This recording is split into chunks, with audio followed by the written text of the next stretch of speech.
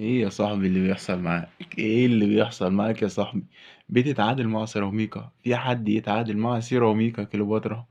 اقسم بالله مفاجأة مفاجأة. بذمتك ودي انت متوقعها؟ انا مش متوقعها.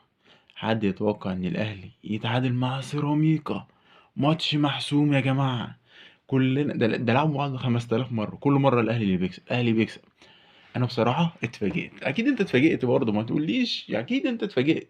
اكيد انت اتفاجئت. ايه العظمة دي؟ لو الاهلي بيتظلم تحكيميا، تخيل الاهلي بيتظلم تحكيميا والله العظيم ما مصدق. إيه يا جدعان، في حاجة مش طبيعية. دي بركة لعبتنا. خدت يابا زيزو، خدت امام، خدت بن شرقي. ده غير، خلي بالك، ده غير شوية العيال اللي هي ياسر ابراهيم وياسين مرعي أنت فاهم؟ لميتهم كلهم. عملت الزمالك تاني يعني؟ عملت ايه يعني؟ ما هو كانوا نفعونا، كانوا نفعونا احنا. دول شوية معلمين بالأونطة. لعيبة الأهلي دول شوية معلمين بالأونطة. زيزو، إمام، تريزيجيه، هثبت لك طبعا. الأهلي بتثبت بصراحة. لعيبة الأهلي النهاردة بتثبت بما لا يدع مجال للشك إن هما معلمين بالأونطة يا جماعة. أنت شايف في الفرقة زيزو، إمام، تريزيجيه، وقدامهم مروان عثمان. طيب الفرقة لما بتيجي تطلع بالهجمة، مين اللي بيجي؟ مش هتلاقي حد. كله بيستخبى، كله بيستخبى، مفيش حد بيستلم الكورة. زيزو بيباصي لهاني، تريزيجيه هو خلاص هو اتكشف يعني. زيزو تريزيجيه عبارة عن ان انت بتحضر وتشوط، عايز يعدي ويشوط، فخلاص اتحفظ اصلا. مع اي ب 2 جنيه كورة، لعيبة عندها 2 جنيه كورة، خلاص خلص. لا في لعيب بيمسك كورة، لعيب بيطلع الفرقة. المفروض لما احنا نبقوا مزنوقين ومش عارفين نلعب، ادي الكورة يا عم لزيزو. لو هو لعيب حريف هيعدي، امام هيعدي. بالك انت مين اللي فعلا مظلوم في الاهلي ده؟ بن شرقي. ليه بقى؟ هو النهارده نازل احتياط، هتلاقي جماهير الاهلي كلها بتشتمه. طب ما هو مش بادئ الماتش، بس ليه؟ في لعيبه سهله في الانتقاد، ملهاش جماهير قوي، ما يعرفوش ياكلوا الجو. خلاص هتلاقي معظم الناس خايفه تنتقد مثلا الناس اللي زي زيزو، زي امام، عشان التحفيل بتاع الاهلي والزمالك والكلام ده. والجون يا جماعه يلا العظيم، حد شاف الجون اللي جه في شوبير ده؟ ايه يا معلم؟ ما تطير يا معلم بكل باليد العكسيه زي اي حارس مرمى وهتطلعها وخلاص. الجون ده والله لو في الشناوي كنت هتسمع بقى تحفيل للصبح ومن الناس كلها. لا بس شوبير، اخطاء يا جماعه، اخطاء، خطأ، كلنا بنغلط.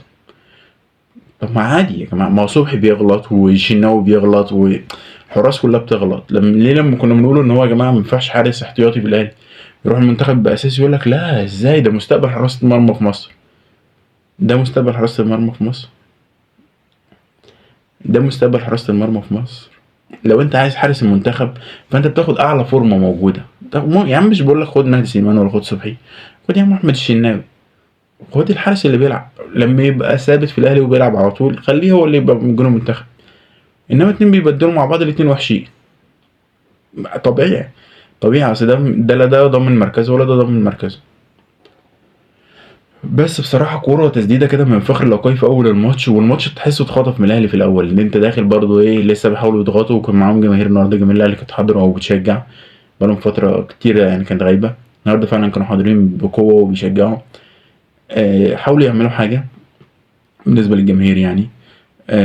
كانوا ضاغطين لعيبة سيراميكا وبيحاولوا يحمسوا فريقهم وكده. بدل الماتش الأهلي بيحاول يلعب كورة، هو عايزين يلعبوا كورة بس مفيش يا جماعة، مفيش حد يلعب كورة. يعني في الأندية الكبيرة دايما هتلاقي إن في لعيب، هو ده اللي احنا لما بنعرفش نطلع بالكورة بنبصيله الكورة وهو بيعدي واحد أو اتنين. مفيش الحل الفردي في الأهلي في التشكيلة اللي نزلت في الأول يعني. فكنت حاسس ان اللاعب مكتف، اللي هو خلاص زيزو هيباصي لهاني. طب هتعمل ايه؟ هترجع لديانج، هيعمل ايه؟ هيرجع، فاهم انت؟ فمفيش اي حد يعني، مفيش حلول يعني. تيجي في بين الشوطين كده طلع ديانج، وبدأ بقى ينزل مع بداية الشوط التاني كمان، بدأ ينزل حسين الشحات، بدأ ينزل بن رمضان، نزل بن شرقي، محمد شريف.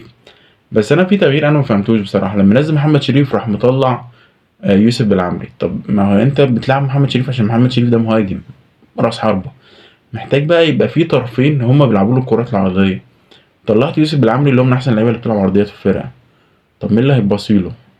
فانت تلاقي دي كانت فتره ان ان الناحيه الشمال في الاهلي دي كان فيها ياسين واحمد زيزو. طب زيزو ما بيعرفش يرفع برجله الشمال، ومش مهاري ان هو يعدل ويرفع باليمين على طول.